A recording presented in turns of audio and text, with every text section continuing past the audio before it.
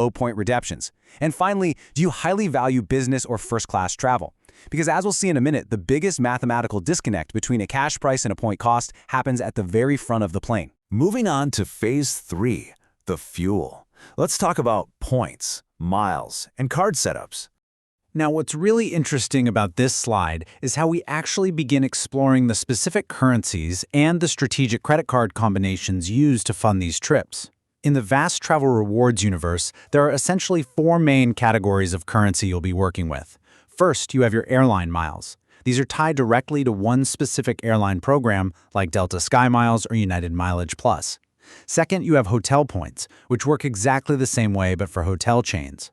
Third, you have fixed value points, which act essentially like cash back, meant specifically to reimburse miscellaneous travel expenses. But listen closely, because the absolute king of the hill, the gold standard, is this fourth category, transferable points.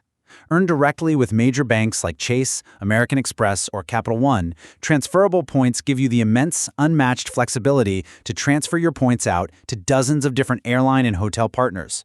You aren't locked into one company. You can shop around to find the absolute best deal. So let's see how this builds into an actual real-world strategy, starting with arguably the most famous setup in the entire hobby, the Chase trifecta. This involves carrying 3 very specific Chase cards in your wallet, and they all work together as a team.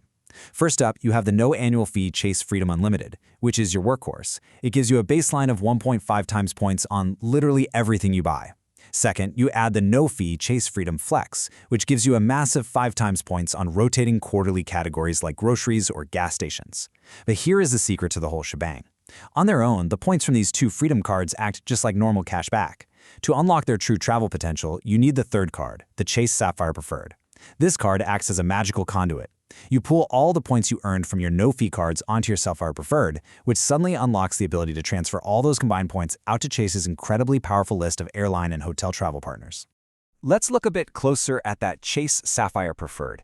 It is frequently rated as one of the best overall travel cards on the market for beginners and veterans alike. It boasts some seriously strong earning multipliers all on its own. It earns 5 points per dollar on travel purchased through the Chase portal and 3 points per dollar on dining and online groceries, all for a very reasonable $95 annual fee. It is a fantastic earner. However, if you are looking to jump into this specific setup, you absolutely must be aware of the infamous Chase 524 rule.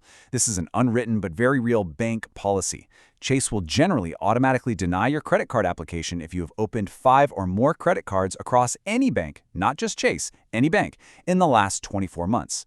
Because of this strict rule, the Chase ecosystem is almost universally considered the absolute best place to begin your travel hacking journey before you accidentally get locked out. Of course, Chase isn't the only game in town, not by a long shot. There are several other highly optimal setups out there that fall into what people call anti-coupon book setups. These are combinations that avoid the massive, near $800 luxury fees of premium cards while still opening the doors to major airline and hotel transfer partners. For example, you have the Citi Trifecta, which utilizes their Strata Premier card along with the Double Cash and Custom Cash cards. Then there's the incredibly popular Capital One Duo, combining the Venture Rewards and the Saver Cash Rewards, giving you a remarkably simple and straightforward earning structure. And we also have the Wells Fargo setup, utilizing their Autograph and Autograph Journey cards, offering robust earning rates even as their list of transfer partners continues to expand and grow. All right, Phase 4, takeoff. This is the fun part. Booking your dream trip. So, we have the safety rules down, we know our card strategy, and we've built up a nice big stash of points. Let's look at the literal, undeniable math of how we take these digital currencies and transform them into free luxury travel. This table right here gets straight to the heart of why people become so deeply obsessed with travel hacking. Let's say you've earned exactly 125,000 points. If you redeem those for straight cash back, you'd get $1,250. Now, if you use them for a standard economy flight, it might cost exactly 125,000 points for a $1,250 ticket. That gives you exactly 1 cent per point. Not bad, right? But here is where it gets crazy. A first-class international ticket might cost $5,000 if you paid in cash, but through strategic transfer partners, that exact same seat on that exact same plane might only cost 125,000 points. Suddenly, your points are worth 4 cents each. That is a 400% increase in value. This massive disconnect between the cash sticker price and the points price is the ultimate leverage of travel rewards. So how do you actually execute this in the real world? It's like a bit of a treasure hunt, and here's the literal step-by-step process. First, you join the loyalty programs for the airlines and hotels you are interested in. Don't worry, creating an account is completely free. Second, you go to their websites and you search for flights or nights, making sure to select the redeem points option instead of cash. Third, and I'll be honest with you, this is absolutely the hardest part of the entire hobby, you have to find award availability. Award inventory is strictly finite. There may literally only be 2 business class seats available to book with points on an entire massive airplane.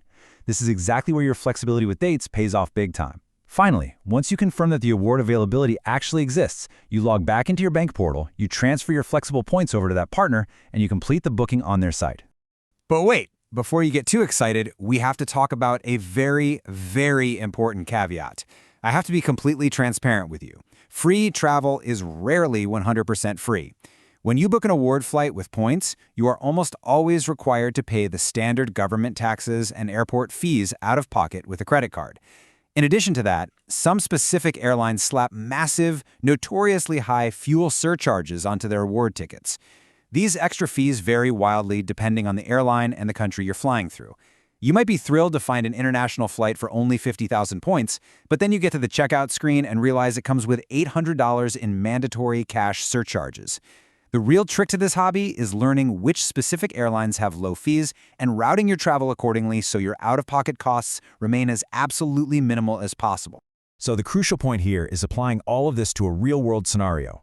Let's look at one of the best redemptions out there. Imagine you want to fly from the US to Japan in absolute peak luxury on ANA first or business class. We're talking lay-flat beds, incredible course-by-course dining, and legendary service. Paying cash for this VIP experience would easily cost you thousands upon thousands of dollars out of pocket. It's totally out of reach for most of us. But if you transfer your flexible bank points to Virgin Atlantic, which happens to be a partner of ANA, you can often book a round-trip business class seat from the West Coast to Japan for just 105,000 points, plus some very reasonable taxes and fees. You get the exact same lay-flat bed, the exact same amazing food, and the incredible service for a tiny fraction of the retail cost. It absolutely beats paying the rack price, and it literally transforms an impossible dream trip into a reality. And this, my friends, brings us to our final question. Throughout this explainer, we've seen the incredible upside, the unbelievable luxury flights, and the 5-star hotel stays that are totally possible when you strategically leverage points and miles. But we've also seen the serious discipline required to make it work, the mandatory emergency funds, the strict unwavering budgeting, and the real homework needed to hunt down that finite award availability. So I leave you with this. Are you ready to step up, play the game, and unlock the incredible world of travel hacking? Or, looking honestly at your own financial habits and your available free time, is a simple, stress-free cashback strategy your true destination? The choice is entirely yours, but now you have the flight manual to help you decide. Thank you so much for joining us on this explainer, and we will see you next time.